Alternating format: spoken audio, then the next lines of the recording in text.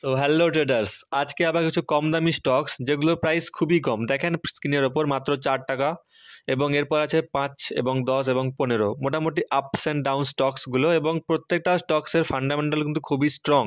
Penney stocks অবশ্যই quantity কম রাখতে হবে এবং ভালোভাবে শুনতে হবে কি সেগমেন্টে এরা কাজ করে এবং এদের ফিউচার কি হতে পারে। সো আগে একটা ভিডিও বানিয়েছিলাম, সেখানে কিছু পেনি স্টকস বলেছিলাম। তো সেই তার মধ্যে একটা স্টক রজনীশ রিটেল বলে স্টকটা আমি যখন বলতাম মাত্র 12 টাকা ছিল, বাট এখন কিন্তু প্রাইস চলে গেছে 16। তো আগের ভিডিও দেখতে পারেন, সেইখানে কিছু স্টকস বলা হয়েছে এবং আজকে আবার নতুন কিছু স্টকস বলবো, Penney stocks. Okay, so let's start. So first যে স্টকটা দাম খুবই কম, সো ফার্স্ট হচ্ছে হাউসিং ডেভেলপমেন্ট অ্যান্ড ইনফ্রাস্ট্রাকচার।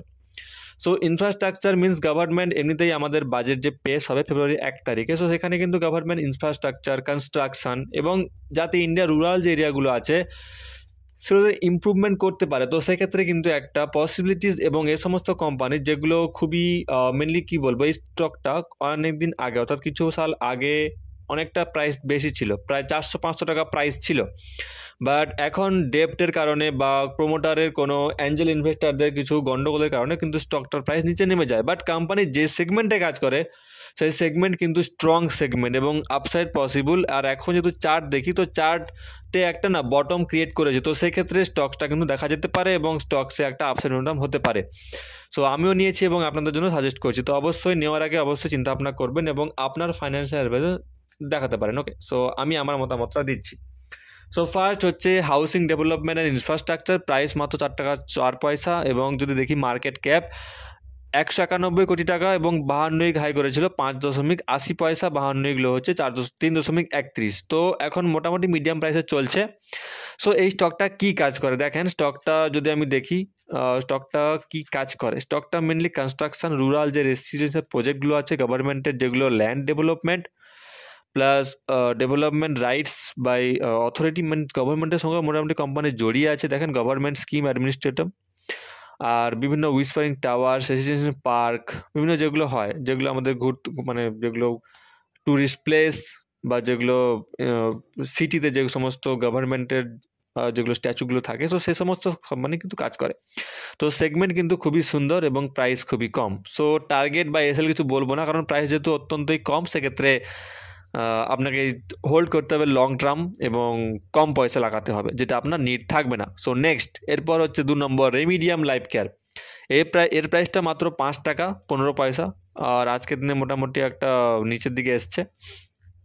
এবার দেখেন কোম্পানির মার্কেট ক্যাপ 207.65 কোটি টাকা, 52 হাই করেছিল 38.25 এবং লো হয়েছিল 4.81, অর্থাৎ লোর কাছাকাছি প্রাইস ট্রেড করছে এবং এখান থেকে একটা আপসাইড কিন্তু আমরা দেখতে পারি স্টকের ভেতরে। সো অবশ্যই স্টকটা নজর রাখতে হবে। দেখি স্টকটা কী কাজ করে। এবার যদি স্টকটা কী সেগমেন্টে কাজ করে, তো স্টকটা দেখেন Life Care Limited, India based pharmaceutical company, আর company aligned with across 2 business, একটা হচ্ছে প্রোডাক্ট, একটা সার্ভিস। ওকে, তো প্রোডাক্টের মিনস এটা ফার্মা কোম্পানি। সো এখানে দেখেন অ্যালকোহল এবং যেগুলো হচ্ছে কোম্পানির ভেতরে ইউজ হয় যে কেমিক্যালগুলো, সে সমস্ত সেক্টরে এরা আছে। ওকে, আর মেনলি এটা এক্সপোর্টের কাজ করে, ফার্মা মেডিসিনস। সো এক্সপোর্ট ইম্পোর্টের ব্যবসাও করে এবং কোম্পানির ভিতরে যে সমস্ত কেমিক্যাল ইউজ হয় সে সমস্ত কেমিক্যাল এরা প্রডিউস করে এবং প্রোভাইড করে। তো সেক্ষেত্রে ফার্মা সেক্টর তেজি আসতে পারে, ফার্মা নেক্সট বুলরান হতে পারে। সো কোম্পানিটার প্রাইস চলছে 5 টাকা এবং হাই এই 2023 সালে নতুন হাই ক্রিয়েট করেছিল, বাট এখন বটমে আসছে, তো এখান থেকে একটা আপসাইড পসিবল। আচ্ছা, নেক্সট হচ্ছে পিল ইটালিকা লাইফস্টাইল। তো এই স্টকটারও প্রাইস দেখেন মাত্র 14.92 টাকা প্রাইস, মার্কেট ক্যাপ যদি দেখি 354 কোটি, স্টকের পি 72, 52 হাই করেছিল 17.85, লো হয়েছিল 10.20, এখন মিডিয়াম প্রাইসে চলছে। সেখান থেকে আপ ট্রেন্ড পসিবল, স্টকের চার্ট দেখলে বোঝা যায়, তো সেই হিসাবে স্টকগুলো চুজ করা। এবার দেখেন যে স্টকটা কি অ্যাকচুয়ালি কাজ করে। তো স্টকটা যদি আমি দেখি কি কাজ করে, তো স্টকটা এখানে দেখেন কি কি লেখা আছে, স্টুল, প্লাটা, plastic series, comfort series, table, luxuries tables, means এই স্টকটা প্লাস্টিক তৈরি যে ফার্নিচারগুলো সেই সমস্ত সেগমেন্টেরা কাজ করে। বিভিন্ন টেবিল, ডাইনিং সিরিজ, কিচেন, দেখেন প্লাস্টিক যতই আমরা প্লাস্টিক বর্জন, প্লাস্টিক এত সস্তায় পাওয়া যায় না। তো সেক্ষেত্রে মিডিল ক্লাস হোক বা লোয়ার ক্লাসে হোক, তাদের কিন্তু প্লাস্টিকটা ইউজ করতে হবে, সেটা ওয়াটার বটল হোক বা প্লাস্টিকের সামগ্রী হোক, যেটা হাই কোয়ালিটি প্লাস্টিক হোক, তো প্লাস্টিক কিন্তু থাকবে, হট করে কিন্তু প্লাস্টিক সরবে না। তো সেক্ষেত্রে কোম্পানিটা পসিবিলিটি আসে, মানে এখন কিন্তু সেরকম পজিশন যায়নি যে প্লাস্টিকের ব্যবহার আমরা কমিয়ে ফেলবো, তো সেক্ষেত্রে পসিবিলিটিস কিন্তু আছে। এরপর লাস্ট যে স্টকটা আবার একটু দেখি কোম্পানির ফান্ডামেন্টালগুলো, তো ফান্ডামেন্টাল 356 কোটি, 72 হচ্ছে PE ratio, PB ratio 4.63, industry P 52, book value 3.47, আর ওই 6.49, মোটামুটি একটা অ্যাভারেজ টু হাফ। তো পজিটিভে কোম্পানি কিন্তু রয়েছে, সো একদম নেগেটিভ নেই কোম্পানি, সো সেক্ষেত্রে দেখা যেতে পারে। এরপর লাস্ট যে স্টকটা আকাশ এক্সপ্লোরেশন সার্ভিসেস, মার্কেট ক্যাপ হচ্ছে 110.77 কোটি টাকা, পিই রেশিও 21, আর 52 হচ্ছে 17.15, লো হচ্ছে 8.25, সো মিডিয়াম প্রাইসে একটু লো থেকে একটু ওপরে ট্রেড করছে।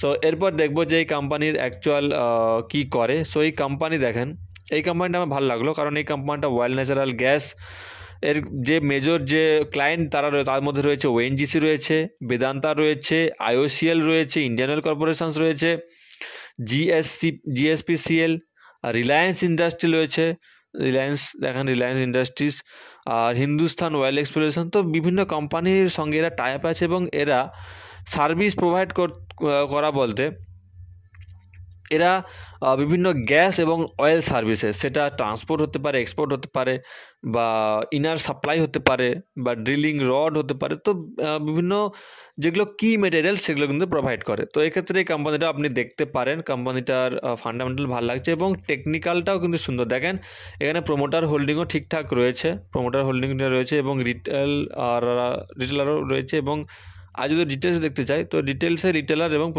প্রোমোটাররাই রয়েছে মেনলি। আর প্রত্যেকটা স্টকে যেহেতু প্রাইস কম, তো রিটেলার একটু বেশি বেশি করে আছে, আর এই স্টকটাতেও এখানে দেখেন রিটেলাররা আছে এবং প্রোমোটাররা হোল্ডিংস আছে।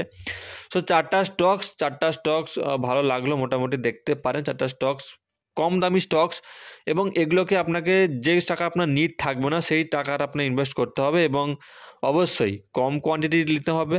এবং বললাম যে হুট করে নিন তা নয়, অবশ্যই আপনি আপনার অ্যানালাইসিস করবেন, আমি আমার অ্যানালাইসিস দিচ্ছি, আমি সেভিস্টার নই, তো অবশ্যই আপনি আপনার অ্যানালাইসিসটা করবেন এবং ফান্ডামেন্টাল টেকনিক্যাল ভালোভাবে বুঝতে শিখেছেন। যদি না জানেন কোন কোম্পানিটা ভালোভাবে আপনার জন্য, তো অবশ্যই কমেন্ট করতে পারেন, আরও কিছু স্টকসের সম্পর্কে জানাতে অবশ্যই কমেন্ট করতে পারেন। তো আজকের মতো এখানে শেষ করছি, থ্যাংক ইউ অল।